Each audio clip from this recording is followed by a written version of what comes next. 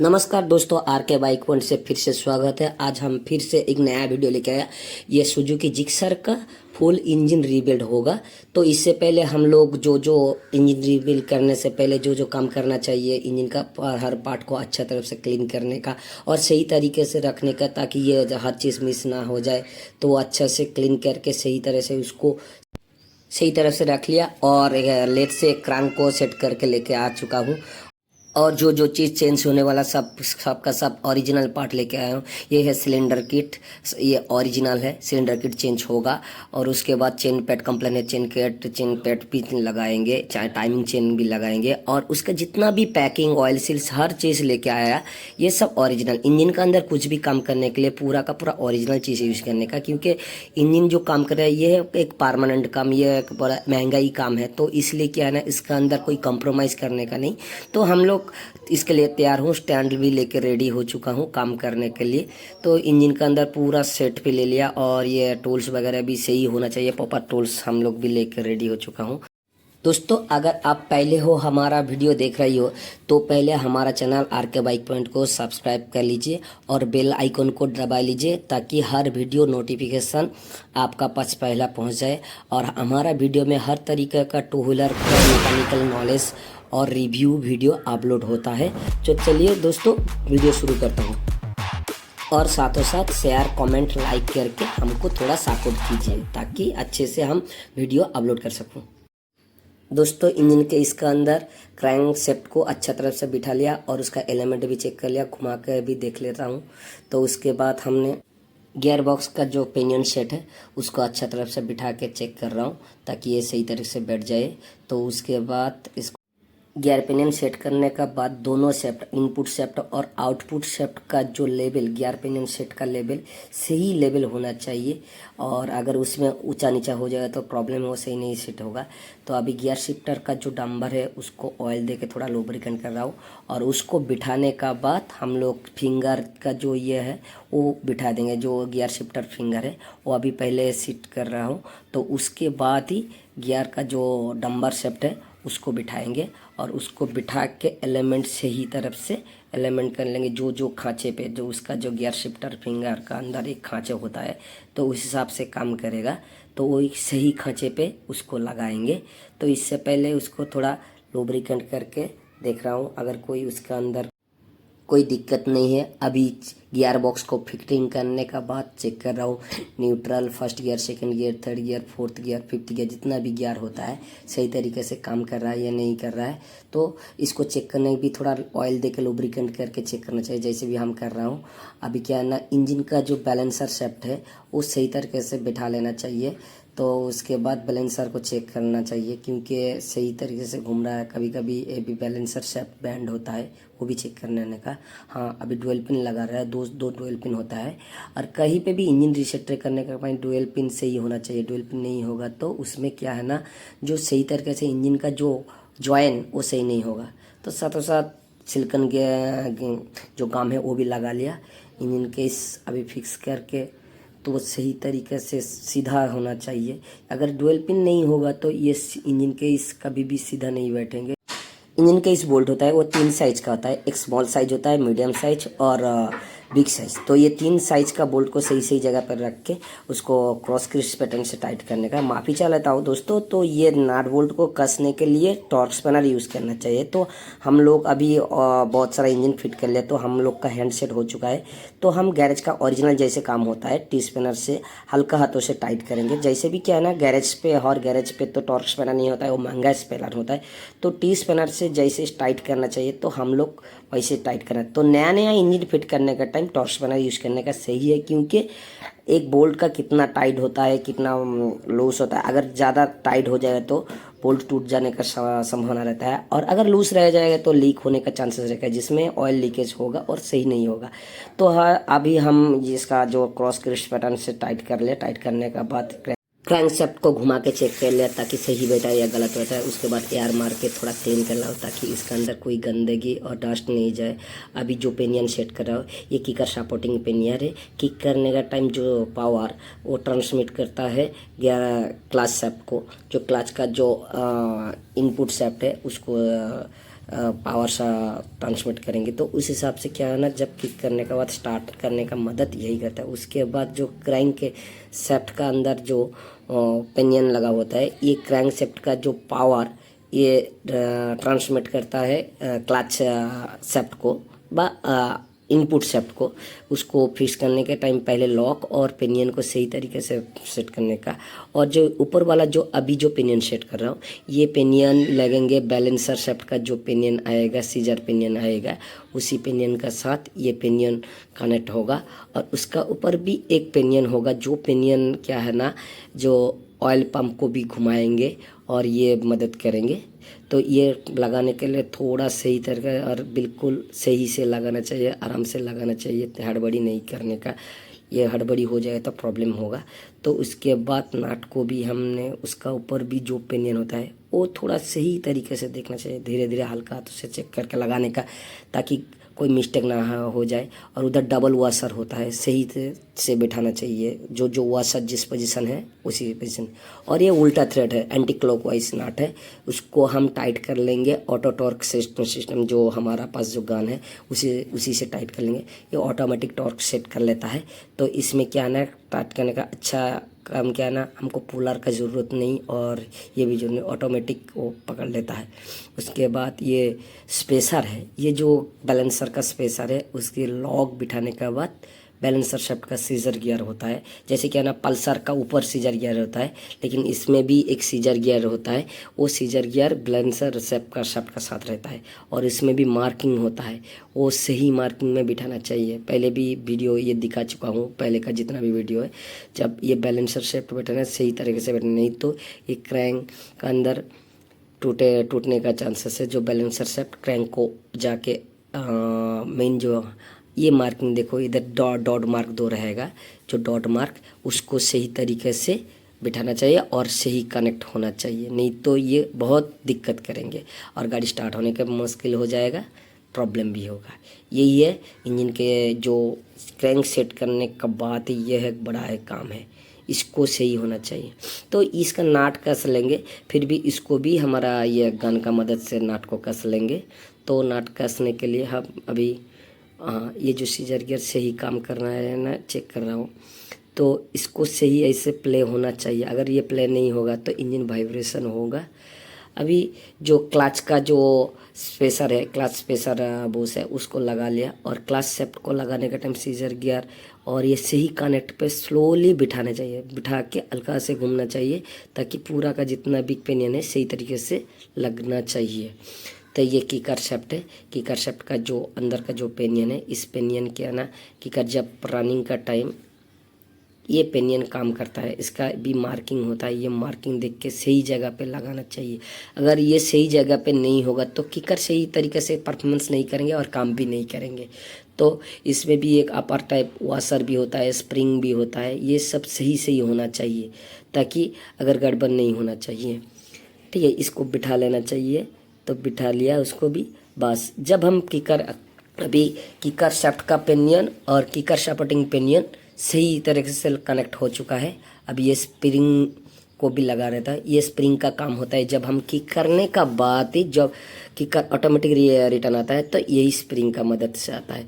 कभी कभी यही स्प्रिंग टूट जाता है, बहुत सारा गाड़ी भी आता है, ये गाड़ी जब कि ये स्प्रिंग टूट जाता है तो जब क्या ना, किक करने के बाद किक स्टैक होकर नीचे रुक जाता है, तक ऐसे कुछ साउंड होता है, तो तब सोचने का ये स्प्रिंग टूट गया।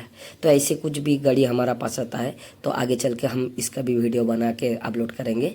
तो उस टाइम ये स्प्रिंग को बदली करना चाहिए। तो जस्ट इसको बदली करने के लिए क्लच को बार को खोलने का, और हाँ, और ये देखो जो ऑयल गैलरी, जो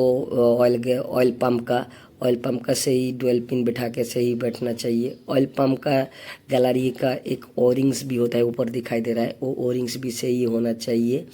इसका काम अगर ये ऑयल पंप लगाने से पहले चेक करना चाहिए ये सही तरीके से काम कर रहा है या नहीं काम कर रहा है। ऑयल पंप एक इंजन का प्रेशर फिट जो ऑयल होता है, सर्कल होता है, तो ये मदद करता है। इसका वजह से जितना भी हमारा कैमसेप्ट, रॉकर आर्म से शुरू करके हेड तक जितना भी ऑयल जो सर्कल होता है, इसी का काम से, इसी का वजह से होता है। यही क्या करता है ना, ऊपर तक ऑयल को पंप करके भेजता है।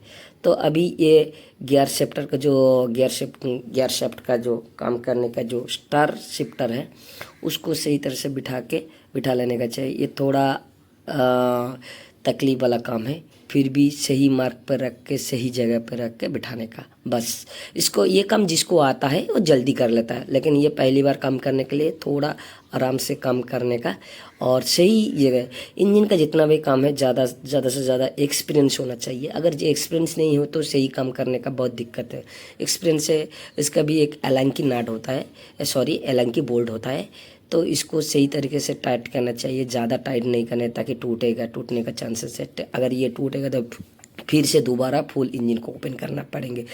तो इसको भी सही तरह से हाथ बिठा के टाइट करना चाहिए। एक्चुअली ये सबसे बेहतर अच्छा है टॉर्क स्पैनर यूज़ करने का। तो हम अभी इसका ऊपर बहुत सारा इंजन काम कर ले चुका हूँ, तो इसलिए हम लोग को टॉर्क स्पैनर की ज़रूरत नहीं पड़ता है, ऑटोमेटिक हम लोग का हो जाता है। बस अभी गियर शेफ्ट को भी लगा लिया, गियर चेंजर शेफ्ट है वो शेफ्ट जैसे भी यही गियर शेफ्ट को जब चेंज करता है उसको भी सही तरीके से बिठा लिया। बस अभी हम लोग ये जो पिस्टन को भी लगा लिया, नया सिलेंडर किट चेंज कर ये नया पिस्टन है, इसको हमने ऑलरेडी फिटिंग कर ले चुका हूँ। अगर ये पूरा वीडियो हम रखेंगे तो वीडियो बड़ा हो जाएगा। ये इसके लिए सेपरेट वीडियो हमारे चैनल पे है और आगे चल के भी इसका भी डिटेल्स भी अच्छा वीडियो हम डालेंगे। तो ऑलरेडी इसमें भी डुअल पिन होता है, डुअल पिन से इसे लगा है डुअल पिन, और सिलेंडर के इसका जो पैकिंग होता है उसको लगा के हल्का हाथों से सही तरह से इसको हाथों से भी सेट कर सकता है। और पिस्टन इंस्टॉलेट का जो टूल्स भी स्पेशल टूल होता है उसको यूज़ करें तो अच्छा रहेगा। तो हम लोग ऑलरेडी वो सब यूज़ नहीं करेंगे, क्योंकि हम लोग गैरेज का जैसे जेन्युइन काम होता है, गैरेज का काम एक्सपीरियंस काम होता है, वैसे ही हम काम करेंगे। तो हर वर्कशॉप पे भी ये नहीं होता है। ये है हेड को लेथ पे बिठा दे के, इसका गाइड भी प्रॉब्लम था, गाइड पे रीसेट कर लिया और हेल्प को चेंज कर लिया। इसको सही तरह, क्योंकि इंजन काम हो रहा है तो उसको भी डिकार्बोनेशन कर लिया। ये चेन गेट है, जो अपर चेन गेट है, इसको सेट करने का हेड का अंदर ये सेट होता है, तो इसको हेड में सेट करना। ये नया पार्ट है तो पुराना ख़राब हो गया था, इसको सही तरह से बिठाना चाहिए। और इसका बोल्ट सही बोल्ट होना चाहिए, इसका अलग भी बोल्ट होता है, स्पेशल बोल्ट होता है। इधर भी हेड बिठाने के भी डुअल पिन होता है सही से चेन पेट, और इधर जो गैस्केट होता है एल्युमिनियम का गैस्केट होता है, क्योंकि इधर जो गर्मी ज़्यादा पैदा होता है, क्योंकि इधर कॉम्बस्ट होने के बाद जो कॉम्बस्ट होता है तो इधर पेपर गैस्केट नहीं होता है, मेटल गैस्केट होता है। तो टाइमिंग चेन को भी सही तरीके से सीधा बिठा के अच्छा से बिठाना चाहिए। ये मैग्नेट टूल्स है, ये हमारा पास अवेलेबल है, हर वर्कशॉप पे कई वर्कशॉप पे अवेलेबल होता है। तो उसको लगा ले एक वर्कशॉप पे रखने का अच्छा है, क्योंकि वो काम करने के बहुत सारा मदद करता है। अभी ये इसको बिठा के स्पेशल हेड का स्पेशल बोल्ट है, 4 बोल्ट है। पहले इसको हर असेंबली करने में इसको पहले टाइट करना चाहिए, उसके बाद छोटा जितना भी बोल्ट आता है सपोर्टिंग, जो टाइमिंग चेन गेट साइड का 10 नंबर बोल्ट है उसको फिट करना है। पहले ये हेड में स्पेशल बोल्ट से टाइट करने का। इसको भी क्रॉस क्रिस पैटर्न से बॉक्स स्पैनर यूज़ करने का, कोई रिंग स्पैनर नहीं, क्योंकि वो स्क्रैच होगा तो बड़ा दिक्कत है। बॉक्स स्पैनर पे सही स्क्रैच नहीं होता है, सही आराम से हल्का हाथों से टाइट करना है। इसका भी अगर हम टाइमिंग चेन गेट से भी अच्छे से बैठा हुआ है, टाइमिंग चेन भी सही है। अभी ये प्लाईवुड मैग्नेट को वो अच्छा से बिठा लेने का, क्योंकि ये मार्किंग देखने के लिए ये बैठने, क्योंकि टाइमिंग चेन का जो मार्किंग जो टाइमिंग्स होता है, जो ये मैग्नेट को फिक्स करने का बाद दिखाई देगा तो ये सही प्रॉपर होगा। तो क्योंकि पिस्टन टॉप पोजीशन होने के कभी कभी ऐसे टॉप पोजीशन रख के भी कोई मैकेनिक करता है, तो सही है, वो भी सही है, क्योंकि हम अगर मैग्नेट को रख लेंगे तो उसका मार्किंग दिखाई देगा। ये कैमसेप्ट का जो लॉक है, कैमसेप्ट का लॉक को सही तरीके से बिठा लेना चाहिए, क्योंकि कैमसेप्ट को लगेगा इधर। तो उसके बाद कैमसेप्ट को थोड़ा लुब्रिकेंट करके चेक करने का, बियरिंग कैमसेप्ट का बियरिंग से ये गड़बड़ है, उसको अच्छा से चेक करने का बाद उसको बिठा लेने के बाद कैमसेप्ट होल्डर का लगाने का। तो वो होल्डर पे भी डुअल पिन होता है, ये डुअल पिन से ही होना है, हर जॉइंट पे डुअल पिन होता है। तो जिधर जॉइंट पे डुअल पिन सही तरीके से बिठाना, नहीं तो जॉइंट सही नहीं होगा। जितना भी इंजन का चाहिए ये होल्डर का साथ एक रॉकर आर्म कैम रॉकर को फिट आता है, तो ये थोड़ा टाइट होता है जिक्सर का, दूसरा गाड़ी का लूज होता है, ये जिक्सर का टाइट हो रहा है क्योंकि एक्स्ट्रा एक्स्ट्रा इसका वॉशर भी रहता है और ये रहता है, बस ये बैठ गया। अभी उसका भी बोल्ट होता है, तो हमने पहले उसको टाइमिंग चेक करके रेडी कर लेता हूँ क्योंकि उसका बोल्ट भी टाइट करना चाहिए, टाइट कर लेता है तो टाइमिंग चेक कर लेता है। ये टाइमिंग सीधा होता है, लेफ्ट राइट पे 2 मार्क होता है और कैम्स पॉकेट पे भी होता है मार्किंग है, ये मार्किंग से ही होना चाहिए। और इधर एक डीकम्प्रेसर भी एक सेफ्ट होता है, ये कैमसेप्ट और कैम्स पॉकेट को जॉइन करने के लिए स्पेशल बोल्ट है और इसको सही तरफ से बिठाना चाहिए। और इधर जो ये होता है डीकम्प्रेसर बल्ब होता है उसको भी सही तरफ से सही है ना, इसको ये टाइम में होता है, परफेक्ट टाइम इसको करना चाहिए। अगर ये परफेक्ट नहीं होगा तो इंजन स्टार्टिंग पे दिक्कत होगा और इंजन स्टार्ट ही नहीं होगा। एक बात क्या है ना, टाइमिंग से ही होने के बाद कस लेने का, ये प्लाई व्हील पे टाइमिंग चेक करने का और कैम्स पॉकेट पे टाइमिंग चेक करने का। ये चेन ट्रांसनल होता है, जो टाइमिंग चेन होता है उसको टाइट रखने के लिए, उसको एडजस्टमेंट पे रखने के लिए ये चेन ट्रांसनल हर बार इंजन चेंज करना, इंजन का जो रिवील करने का टाइम ये चेन ट्रांसनल को अच्छा से चेक करना चाहिए। और ये बदली कर लेना अच्छा है, ये ज़्यादा प्राइस नहीं होता है, 250 से 300 का अंदर हर गाड़ी का होता है, ज़्यादा कुछ नहीं है, लेकिन ये सही है, इसको चेंज करना अच्छा ही है क्योंकि नॉइस आ जाएगा। ये अगर छोटा सा प्रॉब्लम रहेगा तो चेन टाइमिंग से लूज रह जाएगा तो उसमें क्या ना नॉइस आएगा। ये सेल्फ स्टार्टर का जो मदद करने वाला जो सपोर्टिंग पिनियन है वो लगा रहा है अंदर, जो सेल्फ स्टार्टर अंदर लगा हुआ है उसका जो ये पिनियन जैसा है और ये सपोर्टिंग पिनियन, ये जो सेल्फ मोटर से जो पावर प्रोड्यूस होता है स्टार्टिंग के दौरान तो वो ट्रांसमिट करता है प्लाई व्हील को। तो उसके बाद इधर भी डुअल पिन होता है, मैग्नेट कवर के इसको फिक्स करने का टाइम डुअल पिन भी होता है। और ये पैकिंग भी चेंज करना चाहिए, हर बार नया पैकिंग लगाना चाहिए, जितना भी ओरिजिनल पैकिंग और जितना भी पैकिंग देने का टाइम तो इसमें गाम लगाने का कोई ज़रूरत नहीं होता है। अगर डुप्लीकेट कोई पैकिंग रहेगा तो तब आप गाम से फिट कर सकते हो, इसको हमने फिक्स कर रहा हूँ तो इसमें गाम का ज़रूरत नहीं। और दूसरी बात क्या ना, पक्का डुअल पिन से सेट करके जिधर डुअल पिन होता है उसी साइड पे पैकिंग होता है। तो मैग्नेट कवर को लगा लिया, टाइमिंग भी सही है और ये टाइमिंग चेक करने का जो फ्लाई व्हील का अपर वाला सेट है। तो ये है क्लच, अभी क्लच सेट करने का, clutch pressure plate clutch half centre half को लगा लिया तो उसका भी एक वॉशर है वो भी लगा लिया। उसके बाद उसका नाट भी कस लेंगे, वो नाट कसेंगे। अभी क्लच सेंटर को लगा लेने का बाद ही उसका जो स्पेशल वॉशर और नाट है उसको कस लेंगे, उसको अच्छा से कस लेना। हाँ, इंजन काम करने का टाइम कभी भी हड़बड़ी काम नहीं करने का, स्लोली काम करने का। दूसरा बात क्या है ना, प्रॉपर काम करने का, ध्यान से कॉन्सेंट्रेंस दे के काम करना चाहिए। ये बात को हम बार बार दोहरा रहे हैं, इधर टाइम देना पड़ता है। अभी क्लच सेंटर को लगा लिया, क्लच का जो ये हमारा इलेक्ट्रिक बन का मदद से ऑटो टॉर्क है उसकी मदद से टाइट कर लिया। उसके बाद हमने क्लच प्लेट और स्टील प्लेट को फिट करेंगे। तो ये क्लच प्लेट 5 पीस होता है और स्टील प्लेट 4 पीस होता है। ये क्लच प्लेट भी 2 टाइप का होता है, एक सॉफ्ट प्लेट होता है और हार्ड प्लेट होता है। हार्ड प्लेट 3 पीस होता है और सॉफ्ट प्लेट 2 पीस होता है।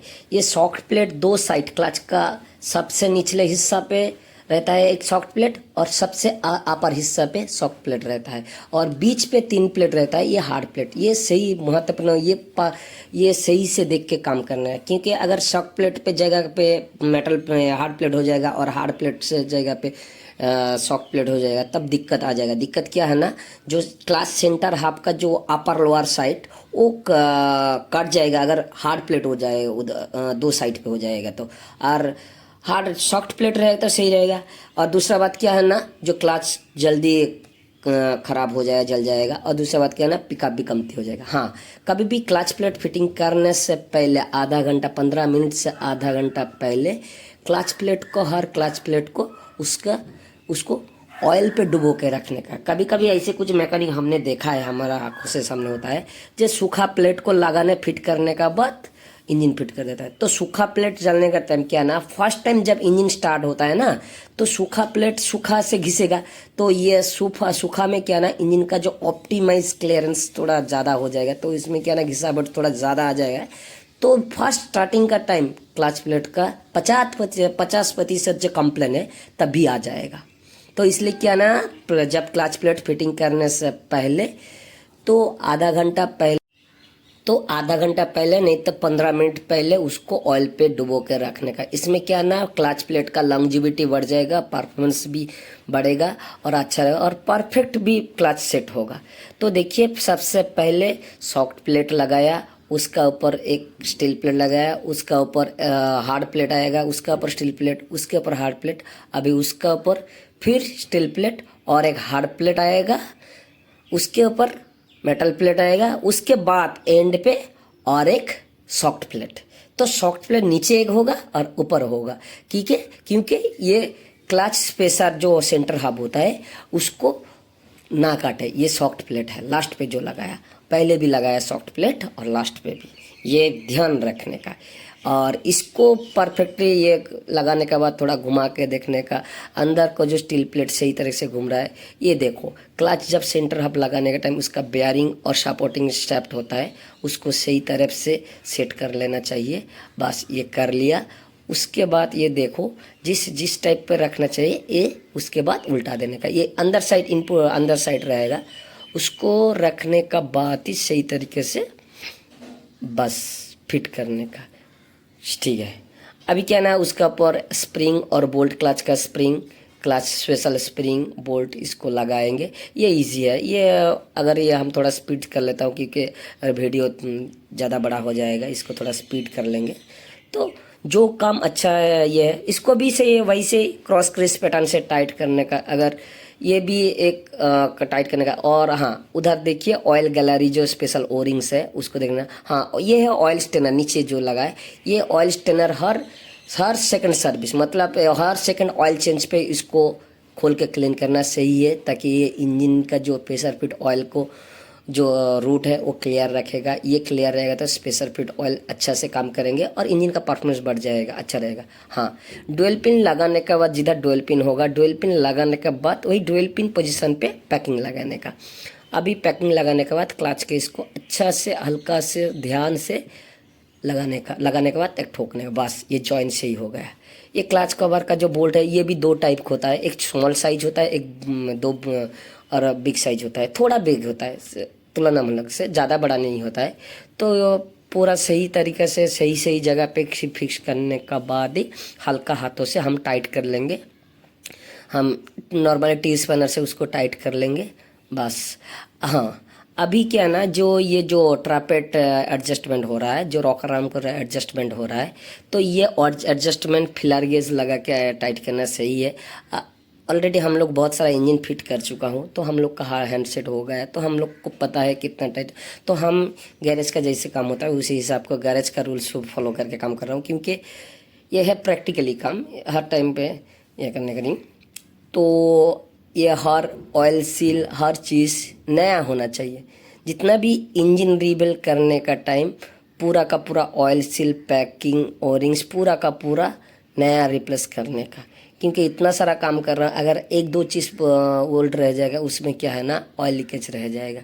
तो पहले हमने इंजन फिट कर लिया, एंड पे ऑयल सील, ऑयल फिल्टर सब कुछ हमने चेंज कर रहा। तो ऑयल फिल्टर भी चेंज करना चाहिए, ओरिंग्स उसका भी ओरिंग्स होता है वो चेंज करना चाहिए। तो पक्का से उसको हल्का हाथों से टाइट करना चाहिए। टाइट करने का बाद पूरा ये अच्छा तरफ से बारीक से काम करना है। जो इंजन काम करने का कोई कंप्रोमाइज़ नहीं करने का। इंजन को अभी ये गाड़ी का अंदर फिक्स कर लिया, फिक्स करने के बाद पूरा जितना भी उसका वायर कनेक्शन, जो power supply wire source coil का जो निकलता है उसको फिक्स करने का, इंजन का जो सेंटर बोल्ट है। बाकी हम इंजन फिट करने के बाद स्टार्ट करके देखेंगे, ठीक है। अभी ये जो स्पॉकेट का साइड पे जो वायर परफेक्ट जगह पे परफेक्ट रूट से जाना चाहिए। अगर ये परफेक्ट रूट से पर नहीं जाएगा तो कभी स्पॉकेट टच होगा, कटौती होगा, ये प्रॉब्लम्स आ जाएगा। तो अभी उस तरफ भी ऑयल गैलर, जो ऑयल का जो इंजन ब्रेदर ट्यूब, जो ऊपर वाला जो इंजन जो ब्लो बाई गैसेस जो पास होने वाला, उसका जो ब्लो बाई ट्यूब है वो सही तरह से फिट होना चाहिए। जो और क्लच शेफ्ट का जितना भी जैसे भी क्या है ना, इंजन को फिट करने का टाइम उसको हर चीज़ पे अच्छा से देखना पर। बस अभी इंजन को स्टार्ट ही कर दिया। इंजन को स्टार्ट करने के बाद चेक करना चाहिए ऑयल प्रेशर फिट काम नहीं कर रहे हैं। देखिए ऊपर ऑयल खिल रहा है, यानी ऑयल पंप भी सही है, प्रेशर फिट ऑयल भी काम कर रहा है। ये काम सही प्रॉपर तरीक़े से हुआ। जब हेड कवर फिटिंग करने से पहले अच्छा से चेक कर लेने का ये ऑयल सही तरीके से खिल रहा है या काम कर रहा है। जब ये ऑयल सही तरह से काम कर रहा है उसके बाद उसको हेड कवर का बेडिंग लगा के फिट करने का। कभी कभी क्या है ना, कोई मैकेनिक पहले से फिट कर देता है, वो चेक नहीं करता है इंजन सही काम किया, वो अच्छा काम हुआ या नहीं हुआ, वो चेक नहीं करता, वो फिट कर देता है। कभी कभी ये स्टार्ट करने से 1-2 दिन के अंदर इंजन दोबारा सीज होता है। मेन कारण क्या है ना, ऑयल प्रेशर फिट काम नहीं कर रहा है। तो दोस्तों हमारा वीडियो अच्छा लगे तो लाइक, कमेंट, शेयर, सब्सक्राइब कीजिए और आपका दोस्त लोगों के साथ शेयर करके हम लोग को भी सपोर्ट कीजिए, ताकि हम लोग को इंटरेस्ट मिले आगे चल के हम और भी अच्छे अच्छे वीडियो अपलोड कर सकूं। तो आप लोग हमारा अंदर इंटरेस्ट भर दीजिए, सब्सक्राइब करके बेल आइकन को दबा दीजिए और दोस्तों के साथ शेयर कीजिए। और आज दोस्तों अभी तक हमारा वीडियो एंड है, तो थैंक यू सो मच हमारा वीडियो देखने के लिए। Tata bye bye.